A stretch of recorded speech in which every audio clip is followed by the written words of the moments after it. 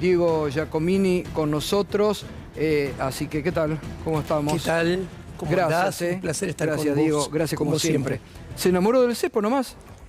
Y mira, siguiendo lo que decía Ricardo López Murphy, el cepo es un superpoder más al Poder Ejecutivo que lo ejerza.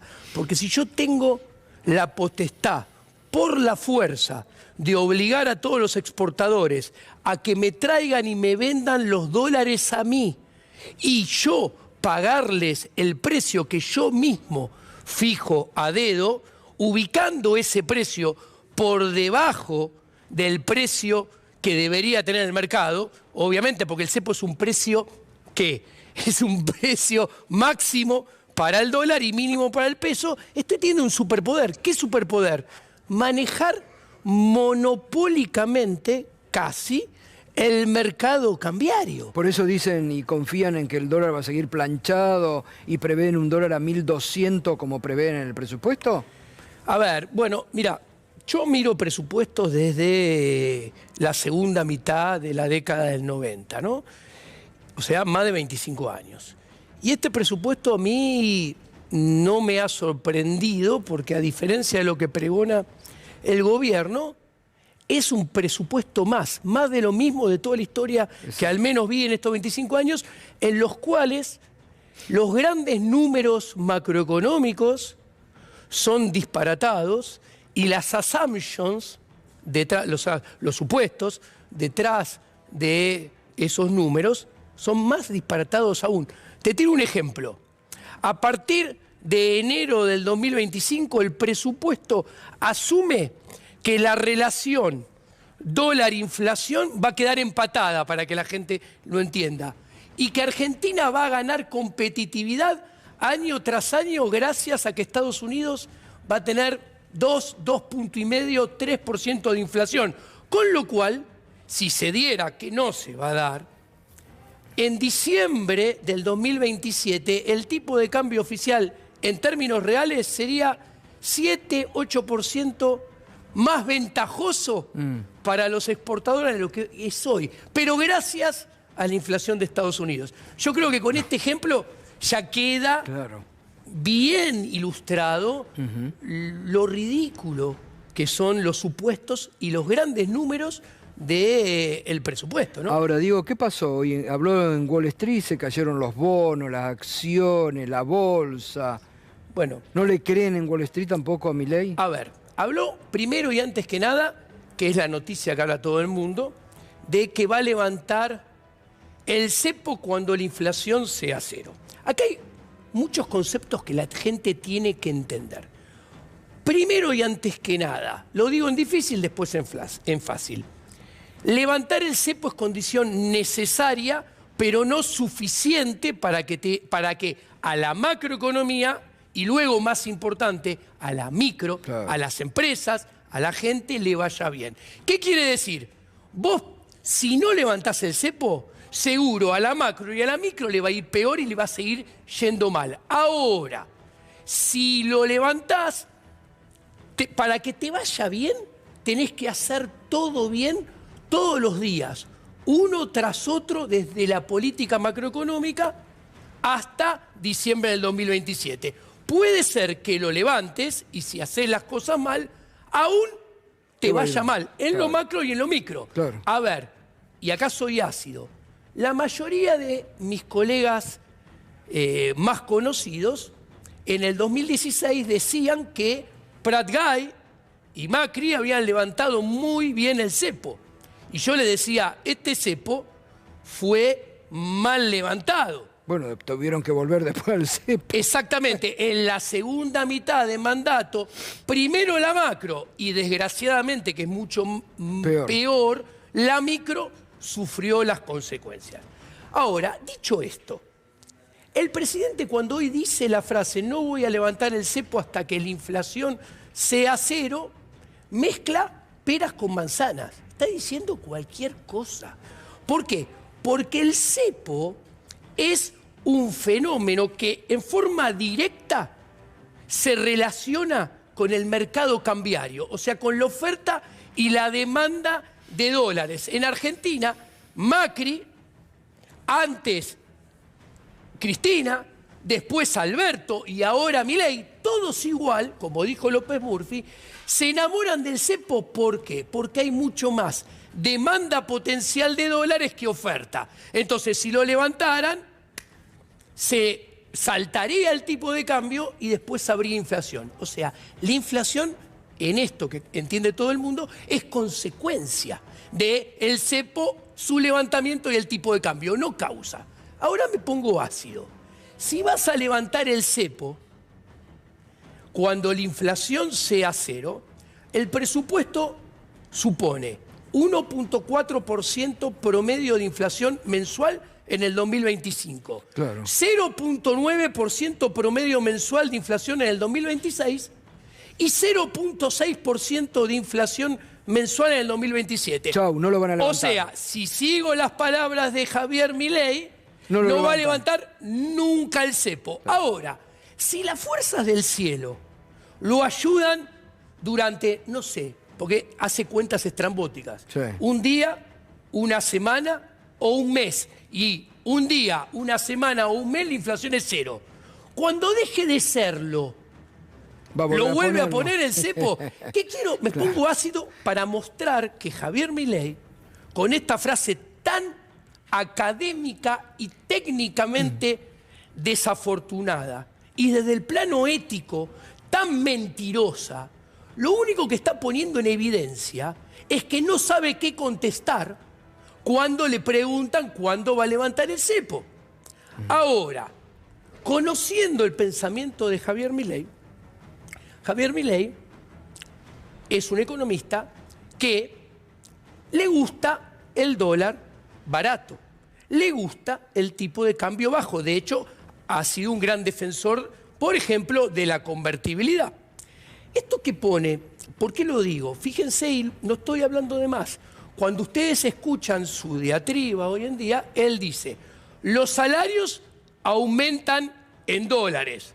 Las jubilaciones... La jubilación vuela. Vuela en dólares. Jamás coteja si los salarios y las jubilaciones aumentan en dólares más que el índice general de precios. Que, dicho de paso, si el tipo de cambio cierra septiembre como está hoy en día y la inflación del mes fuera 4%, estaríamos teniendo en estos 10 meses del año, perdón, desde que subió Javier, desde diciembre y los primeros 9 meses, 85% de inflación en dólares.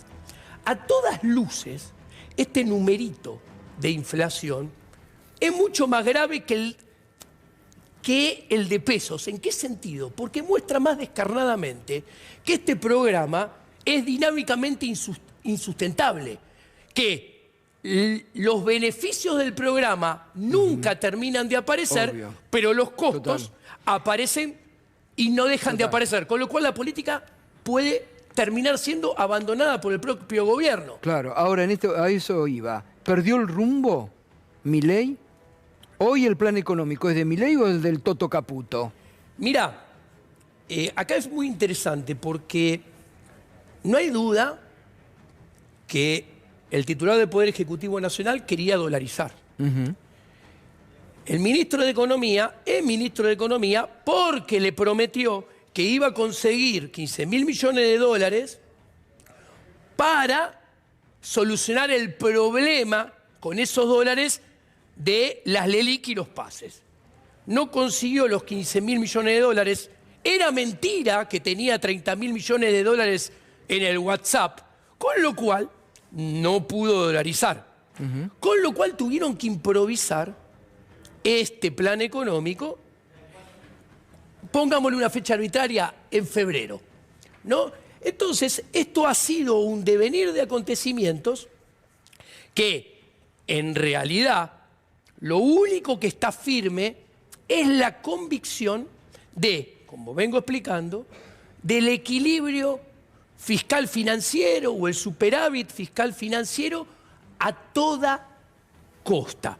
Y claramente no es lo mismo tener un superávit o un equilibrio financiero con un tamaño de 25% del gasto público en términos del PBI que tenerlo uno con Total. 36, 37. Total. Ahora, cuando nosotros vemos el presupuesto, y esto es muy importante, porque sigue con lo fiscal, Javier Milei, él se personifica por primera vez en la historia, siendo el primer presidente que va a presentar el presupuesto.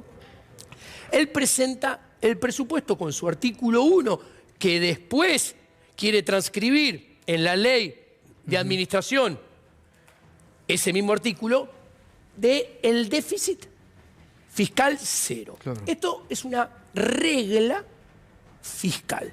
Ahora, es una regla fiscal que tiene ciertos problemas. Primero, no está claro quién la hace cumplir. No está claro, no especifica cuáles son los castigos del incumplimiento. No establece reglas, porque vos decís equilibrio, y el equilibrio es el juego de recursos y gastos. No establece senderos ni reglas con respecto al endeudamiento, con respecto al gasto, con respecto a la presión tributaria. Y más importante, esto que termina siendo una regla de objetivos que termina, se cumple o no se cumple en función a la discrecionalidad, voluntad del titular. O sea, la va a cumplir mientras pueda, la macro se lo deje o le convenga. Capaz vienen unas elecciones y no le conviene cumplirla. Ahora, esto no es menor. ¿Por qué? Porque esta regla ¿qué hace? Que los intereses de deuda sean la cuenta del gasto público dominante. ¿Qué quiere decir esto? Que dado un determinado nivel de recursos, X, los que sean, y dado los intereses que hay que pagar, esos intereses determinan cuál va a ser el gasto público primario. Como el presidente dijo que hay dos gastos públicos, el discrecional y el no discrecional, y el no discrecional no se toca, ¿qué quiere decir? Que los intereses de deuda determinan el gasto público discrecional. Total. O sea, en función a cuántos ingresos tengamos y cuántos intereses haya que pagar, se determina cuánto se va a gastar en justicia, cuánto se va a gastar en seguridad, cuánto se va a gastar en universidades. Bueno, un poco como vino haciendo hasta ahora, ¿no? Claro, pero ¿cuál un poco como ha hecho hasta ahora. Antojadizamente resuelven con lo que ellos quieren. Ahí está. ¿No? Pero ¿qué sucede? Cuando vos mirás el nivel de gasto público y de ingresos presupuestados para el año que viene, te encontrás que hay inconsistencias. A ver, con el nivel de inflación, con el nivel de tipo de cambio, con los precios internacionales que hay, las retenciones están sobredimensionadas, aumentan 102%. Entonces, hay recursos sobreestimados. ¿Qué quiere decir? Que con los números del presupuesto, esos recursos no se van a tener. Entonces, en un caso muy nada tremendista, habría que volver a hacer un nuevo ajuste del gasto primario de menos 0.6% del PBI el año que viene. O sea, equivalente un poquito más chiquito que el del veto presidencial. ¿Y qué sucede con esto? ¿Por qué el presidente juega y pone los intereses como gasto dominante? Y acá cierro con Wall Street.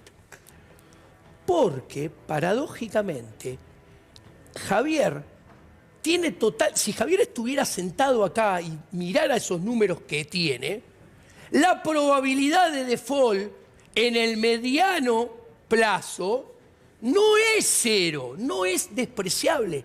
Hay probabilidad de default. Entonces, él pone esta regla fiscal en el presupuesto para convencer al mundo que Argentina no va a defaultear. Pero ¿qué sucede?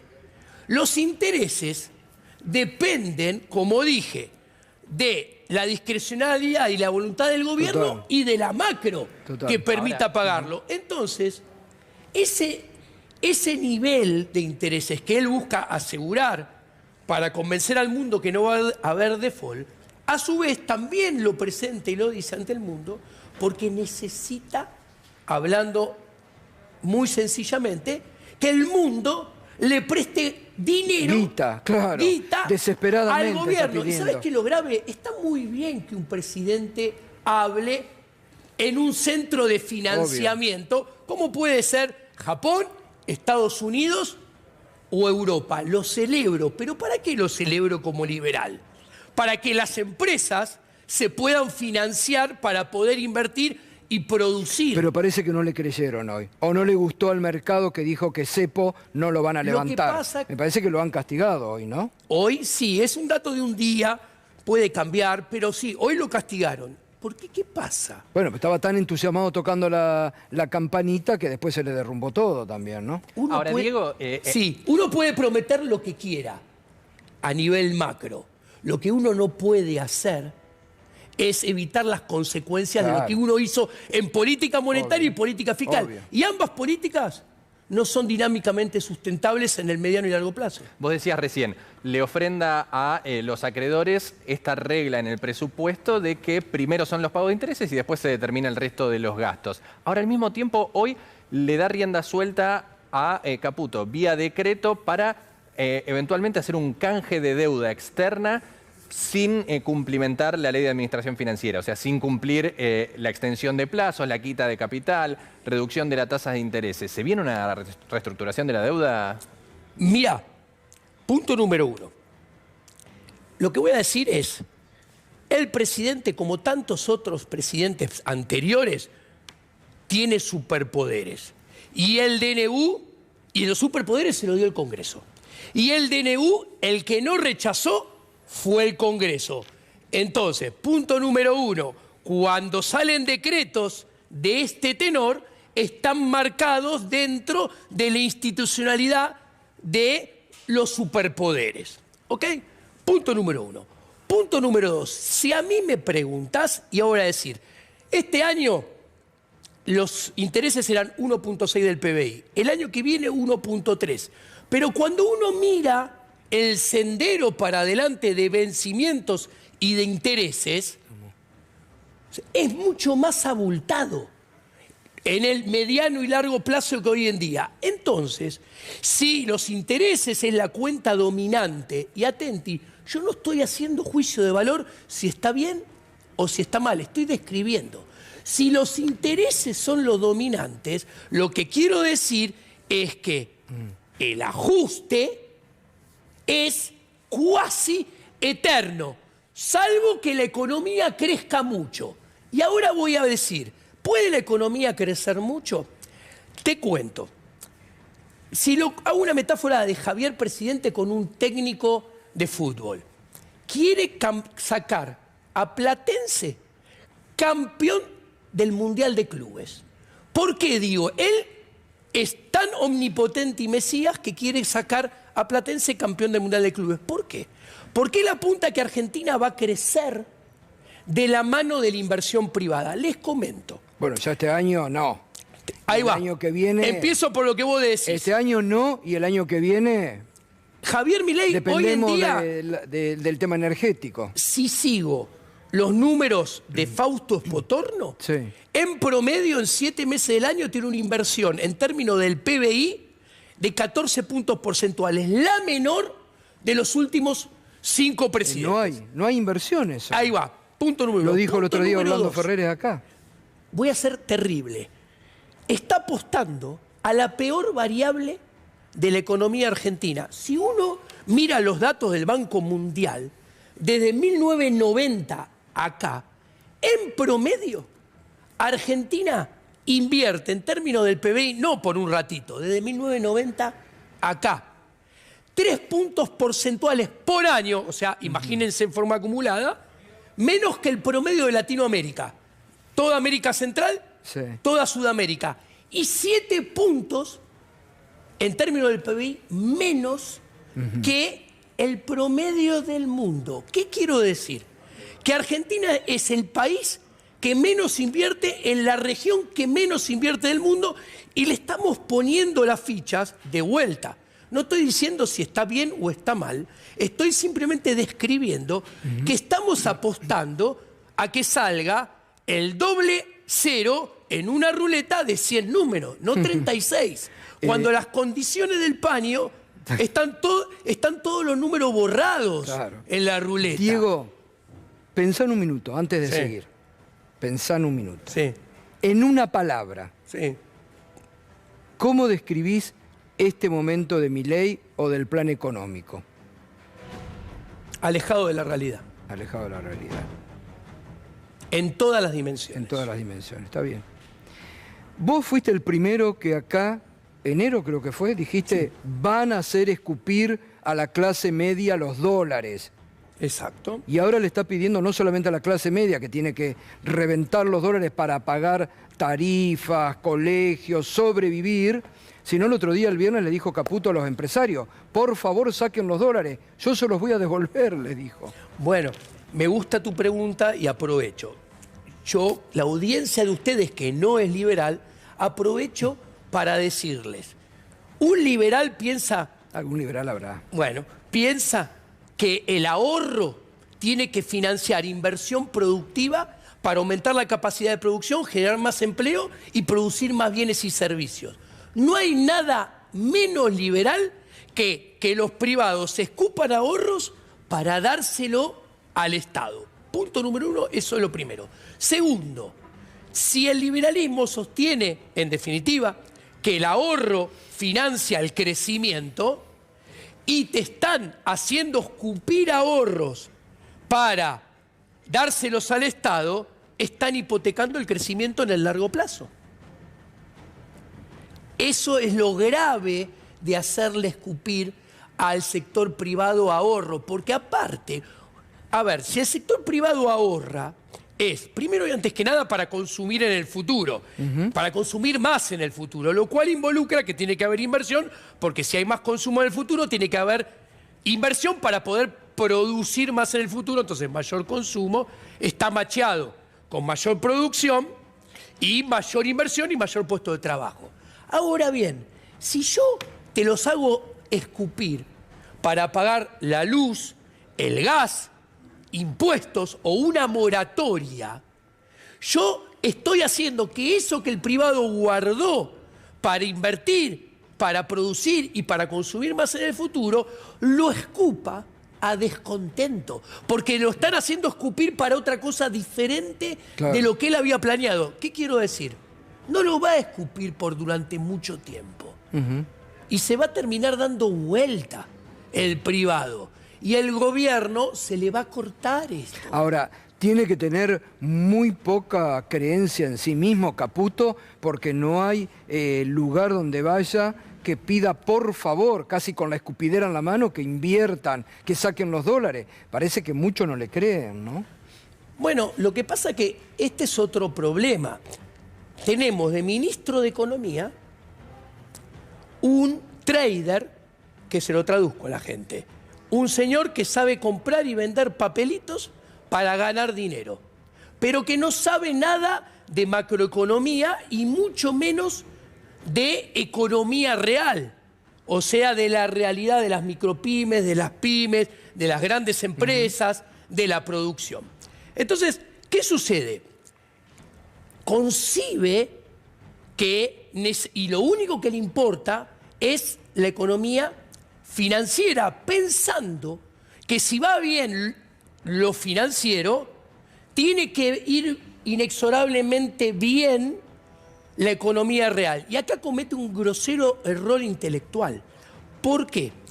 Porque el plan de negocios de alguien que se dedica a las finanzas está orientado al cortísimo y al corto plazo. Mientras el plan de negocios de alguien que se dedica a producir, pensar y ejecutar un plan de negocios que produce bienes y servicios está orientado a largo plazo. Entonces acá tenés un Boca River que es, no se puede amalgamar.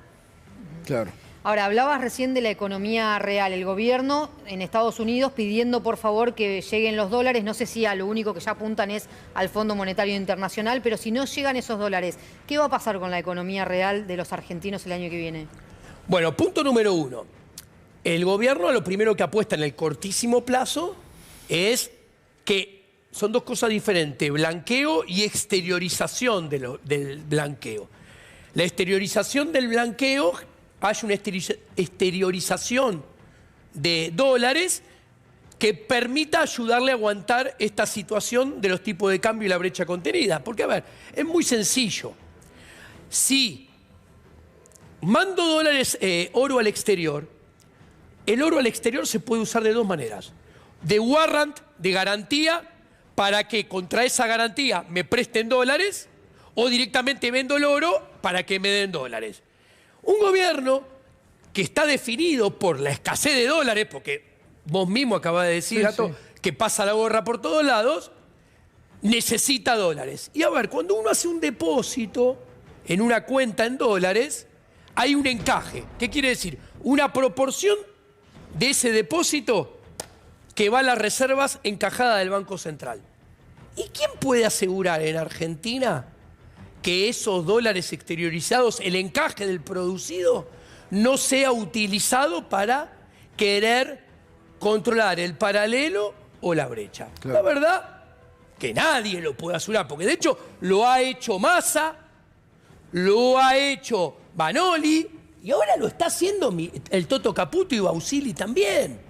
Entonces, acá, en definitiva, algunos tienen camiseta de Boca, algunos tienen camiseta de River, otros de Racing o Independiente, pero hacen todo más o menos lo mismo.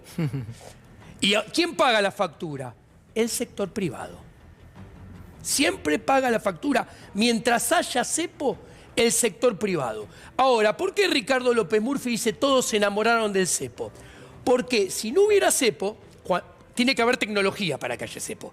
Porque vos tenés que saber a dónde pone la gente el dinero, cómo lo mueve para tenerlo controlado. En la época de Alfonsín, en la época del comienzo de Menem, no había tecnología para poder implementar un cepo. Entonces, ¿qué sucedía? Cuando la gente se defendía y salía del peso y se iba al dólar, ¿quién pagaba la factura? El gobierno de turno, porque saltaba la inflación y se tenían que ir o quedaban tambaleando. Encuentran el cepo como instrumento para que la economía no explote y la economía en su lugar implosione. Cuando logran que no explote, están logrando que los poderes ejecutivos no pierdan su lugar y no pierdan su negocio. ¿Pero a cambio de qué? De que la implosión hace que cada vez haya menos producción, menos generación de empleo, menos empresa, menos rentabilidades para las empresas y menos salarios. Menos salario, totalmente. Entonces, el cepo es en beneficio de los políticos, le contesto a López Murphy, en contra nuestro. Tengan la camiseta que tengan, desde Milei hasta Cristina, pasando por Massa y Alberto. Y panorama de recesión, cortito. Sigue, parece que al gobierno le conviene la recesión y mientras todos los argentinos pagamos, ¿no? Bueno, a ver, obviamente que el gobierno, si tuviera la varita mágica, querría que el nivel de actividad aumentara. Lo que pasa que esa salida en forma de V, que el propio titular del Poder Ejecutivo Nacional se lo dijo a un conductor rubio en un programa de streaming, es una gran mentira. En el mejor de los casos vamos a tener un rebote de 2,5, que es estadístico, porque estamos comparando cuando llegue el 2025, cuando comparamos con 2024, muy malo. Muy malo, exacto. Diego, gracias como siempre. Un placer. Gracias, un gustazo como siempre. Muchas veces.